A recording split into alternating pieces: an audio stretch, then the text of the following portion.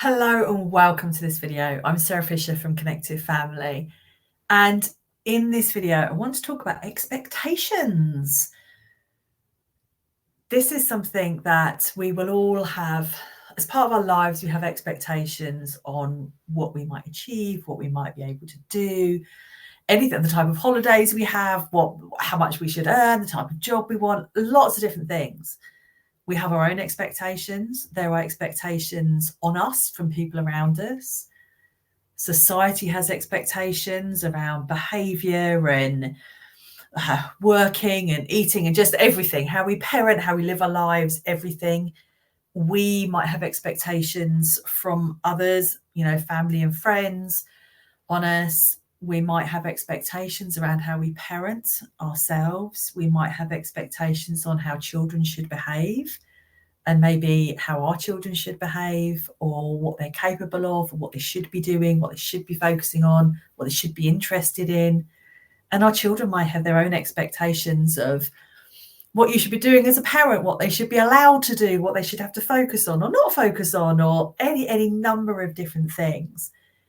And I think this is a really interesting and important area for us as parents to really think about. What are my expectations, and are they realistic? Are they putting lots of extra pressure on me as the parent or on my children? And actually, is that right? It might be. Is it wrong? Is it helpful? Are they the right expectations? If they're putting that much pressure on, do I need to really change things up? And are they expectations that I want or other people are putting on me? And I think that's a really big question, isn't it? Are these expectations what I want, or are they what other people are putting on me? And are they best for me and my children? We live in a society that tells us very often how children should behave, how we should behave, how we should educate our children, what they should be capable of at certain ages and stages and all of that kind of stuff. And if they're not, if they don't fit the expectations, society norms, then there's something wrong. They're not performing well enough. They're behind. They're whatever it is. It's perceived as being a negative, and children pick that up from a really young age. Maybe they have, difficulties writing, and that's perceived as being a negative because they're just not ready to hold a pen and do it. But it doesn't mean that they're not okay, that there's a problem. It just, for whatever reason, there's that delay there. And I think we have to, different parts of this. As a society, we have to really think about the expectations we are putting on parents and children, and are they right? Because we all develop at different stages. And then as parents, are we, the expectations we have of ourselves and our children, where are they coming from? Are they coming from those around us kind of expecting our children to behave in certain ways and achieve certain things, and for us to parent in certain ways? Or are they coming from pressures we're putting on ourselves? And if it's a pressure we're putting on ourselves, again, where's that coming from? And is that healthy, helpful? All of those things. And when we are in a society that is high paced, there's an expectation of just go, go, go. Kids should be doing this. Education should be like this. Your job should be like this, and money and blah, blah, blah. How often do we actually have time to sit down and say, am I being reasonable and fair to myself, my family, my children, or am I asking myself, my child, to achieve something that isn't realistic, or isn't what they're interested in, or maybe what they're not capable of? If you were maybe a phenomenal football player, maybe you've played at a really high level of football, and there's a desire that your children will follow in your footsteps. And unintentionally, we might be putting that expectation on our children. You're going to be really great at football. You need to go to football. You need to do this. You need to do that. They might not be interested. They might have 2 left feet. And so we might be putting a pressure on them unintentionally because we loved playing football and we were really good at it. Not me, I'm rubbish at it. But, you might be unintentionally putting that pressure on them. And it's thinking about, where's that coming from? Or maybe you wanted to be an amazing football player, but you weren't. So you're trying to live your dreams out through your children. We all do it. Of course, that's natural. Maybe you're highly academic and you've gone through the academic route and you're like, well, I did GCSEs, then I did A-levels, then I did a degree, then I did a master's. Maybe you went on and did a PhD. My children need to follow that. It's really, really important they get those qualifications. And sometimes we have to step back and reflect and think, where are we? What's going on? What's right for my child right now? Maybe a maintained school that is very academic is absolutely the right place for your child. Maybe it's absolutely the not. Maybe your child is incredibly creative and they need to be an environment that supports that real creative drive in them. Maybe they need an environment that's self-directed learning because that's what works for them and helps them. But that may not be what you think education should look like.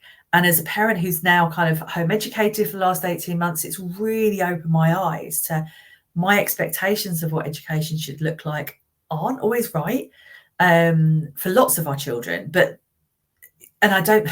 My expectations of what education should look like. I think we need to really be thinking, what does our individual child need? And absolutely, that's not that easy. Dr. Naomi Fisher's got some brilliant stuff on expectations around education. If you want to go and have a look at that, highly recommend her stuff. But I think we need to be thinking, am I asking my child to do something that actually they can't do? Maybe their needs mean that they can't be in or can't cope in really busy environments, even just going to the local swimming pool where it's really noisy and there's lots going on. That might just be a sensory overload for them. But maybe it's something we really enjoy, so we just expect them to be able to do it and they can't. And it's really thinking, what are my expectations? Can my child do that? Do they feel safe in that environment? How can I help them if they do want to be able to do it, get to that stage? How can I work collaboratively with them so that they can get to a point where they can do those things they want to do? Or do I need to say, you know what, right now we're going to park that idea. That's not something they're capable of doing or they enjoy doing, not necessarily capable of, but enjoy doing. So we're not going to do it. We need to really think about, what are my expectations? Why are they there? Do they help and do they not help? And then kind of try and take away the expectations from everybody around us and say, actually, this is what we're doing as a family. We're not going down that road. We're going down this road. Because that's right for my child. And I'm parenting in this style rather than parenting like that because that's right for my child. If a traditional approach to parenting is maybe what's expected of you from family, from friends, from social workers, from whoever, but it's not working, then it's letting that expectation go and saying, actually, I'm not going to parent like this, because parenting from a place of connection without consequences and rewards and all those other kind of traditional approaches, this is what's working for my child. So my expectation is I parent like this. I'm letting your expectation go. And when we start to do that, when we start to really dig down to what are the expectations, where do they come from, what are they for, then we can start changing things and doing what is right for our child and ourselves.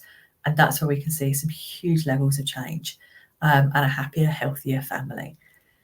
So if you're sitting there thinking, how do I do this, Sarah? How do I change my expectations? There's different things you can do. I am a big believer in journaling.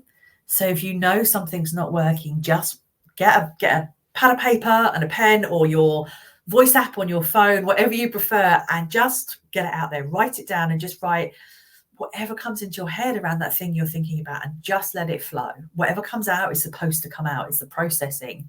It's your brain processing it. So just write whatever needs to be written, even if it's, I don't know why I'm doing this. This is absolute rubbish. I need to understand why that expectation is not working. But just keep going. I aim for about 4 sides of A4. And usually by the time I've got to the end of 4 sides of A4, there's been a little bit of a ha-ha moment. And it really helps me to kind of move forward. And obviously sometimes you need to journal on the same subject more than once to really move it forward, or on different bits of it, but it's really powerful. The other thing for me is EFT, which I've used personally for about 5 years now and found incredibly effective. And I've recently trained, so I'm now qualified accredited in EFT, and we use that increasingly in our work. We're using EFT to help parents think about what their expectations are, to release triggers, all of those things. And that's proving really effective as well. You could also just chat to a friend, family member. If you've got a counsellor or a coach, somebody you're working with, talk to them and say, I need to understand where these are coming from and actually whether they're helpful for me.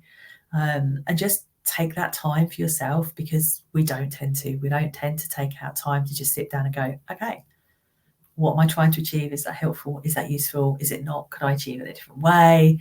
What is it I'm trying to do? So that's where I would be. Take some time, look at the expectations you've got on you from external sources, what you're putting on yourself, what's there for your child from you or from external sources, and think about what's right for us, which of these expectations are healthy and helping us and which are not.